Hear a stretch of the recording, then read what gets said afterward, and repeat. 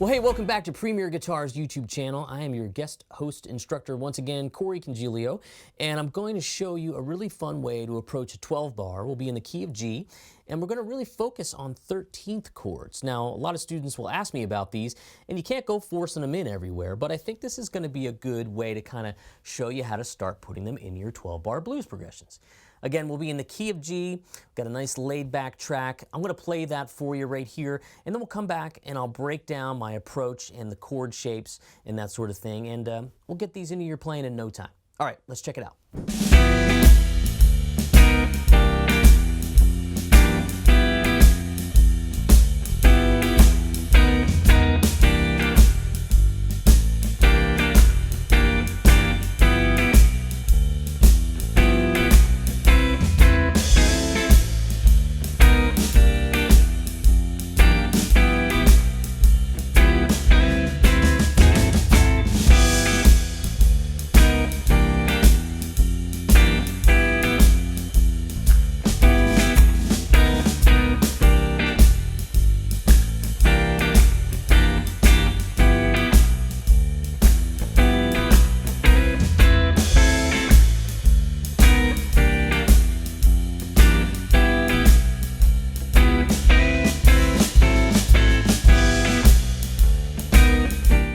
All right, so that was some good clean fun in the key of G there. Great 12 bar. Had a lot of fun using these sort of different shapes that you might not be used to, particularly the 13th chords that we're going to talk about. Now, let's frame out our blues with the chords you probably already know. So if we're in the key of G, 12 bar blues, we're going to have a G7 as our 1, a C7 or C9 as our 4, and a D7 or D9 as our 5, right? But we want to incorporate these 13 sounds, or 13th sounds, not 13 sounds total. So let's take a look at the chord shapes, and then I'm going to show you how I sort of manipulated them to get this fun progression that you can use. All right, so we're going to start with this chord here, and that's a G13. Now, a lot of you probably know something like that, or maybe a G9. And I want you to be thinking about this because a lot of folks say to me, I don't know when to use what. Well, you got to let the song sort of dictate that. And here's what I mean by that. If you're playing sort of a down-home bluesy, go for that chunky G7 sound, maybe in one of these other shapes. You want to start to maybe play a slow blues or get a little bit jazzy. You can throw in a 9. You hear that kind of stuff a lot. Then the 13, really, you hear it in jazz for sure, but you hear it in a lot of swing, big band type music, and in progressions like that, that really sort of just ramp up the sort of sophistication of the 12 bar, if you will. Okay? So let the song and let the groove sort of dictate it. You know, if you're playing boom, down, down, down, down, down, down, down, you're probably not going to play boom, down, down, you know, it's just not going to fit. Okay? So sort of lean on the example that I played as inspiration, if you will. Okay, so let's talk about the first shape, G13. Now, it's not going to have a G in the lowest part of the chord or the bass, so that can be tricky right off the bat. The root note actually lives here on the first string, 3rd fret. So that's a G, but let's start it from the bottom here. This is an F note, and the F is a very important note when we're talking about any kind of dominant G chord, because that really gives us our sound, our bluesy sound. So that's an F note on the 4th string, 3rd fret. Play with the first finger. Now, what I'm going to probably do is bar right here. And you'll see that why you'll see that in a moment.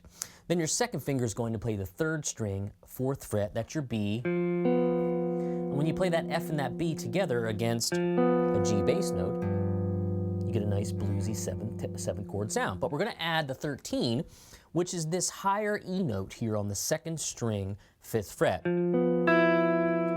Ah, it sounds very jazzy. And then we're going to add our first finger on the bar is going to cover that 1st string, 3rd fret. So we got 4th string, 3rd fret, 2nd finger, 3rd string, 4th fret, 3rd finger, 2nd string, 5th fret, and then the 1st finger is covering up the 1st string, 3rd fret to give you our root note. There's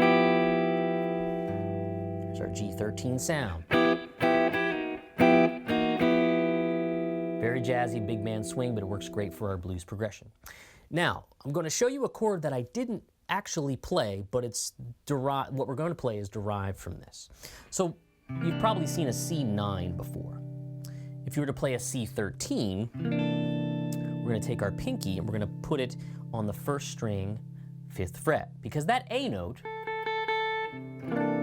is our 13 sound for that.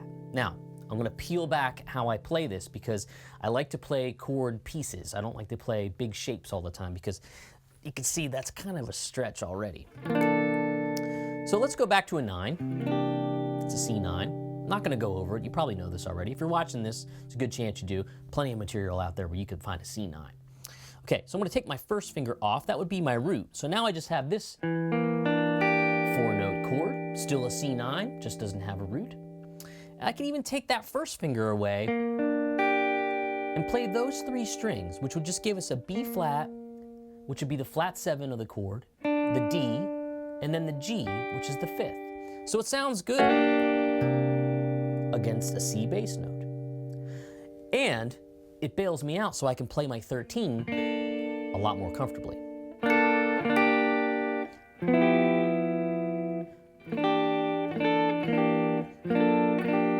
Okay? So think about that. Those are the shapes. This is the G13, C9. I want you to see that. And I want you to see that that's where the 13 comes from. You just add your pinky.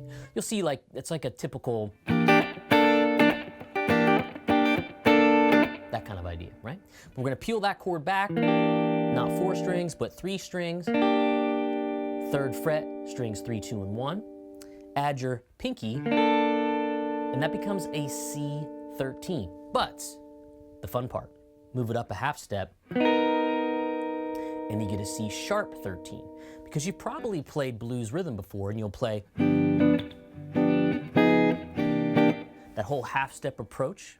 Okay, so that's really what we're doing here. But that half step approach, theoretically, is a much, much larger topic that we're not going to cover here today.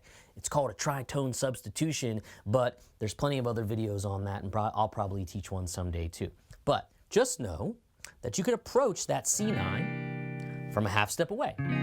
So you could do a C sharp 9, but you could also do a C sharp 13. And then it gives us sort of what I played, pretty much what I played in that progression. So I would go 3, 4. Okay, so the 12-bar progression in question has a quick 4 change. So we go 1, 2, 3, 4, 2, 2, 3, 4. But right before I change to that C9, I'm gonna play a C sharp 13. I know this is way too much, right? I never played a C13, much less a C sharp 13. Is it a dot? Is it no dots? You'll get there, you'll get there. Don't worry. So to start that progression, G13, beat 4, play that C sharp 13 chord down to the C9. 1, 2, 3, 4. Back to there.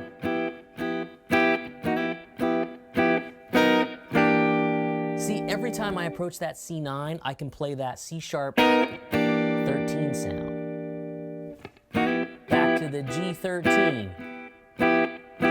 Now I want to go to my 5 chord. I could do that and then here, but we're going to dress it up. So going to the 5 chord, we're now going to play D13, D9, C sharp 13, C9, G13, D13, D9. Back to the 1. Okay, so I'll play it slowly. 2, 3, 4. Back to the 1, no change.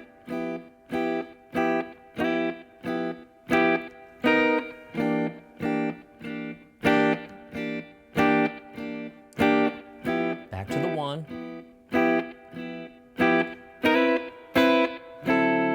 So that was the D13 to D9, C sharp 13, C9, back to the 1,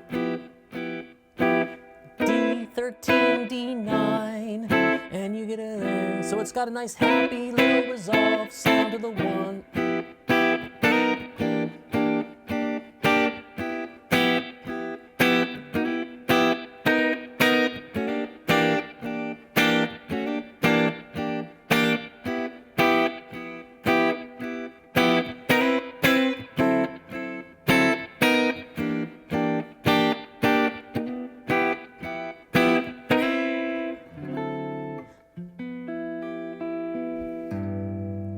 Okay, lots of fun to kind of spruce up your 12-bar progression. Let's play it with the track one more time, and I'll send you on your way.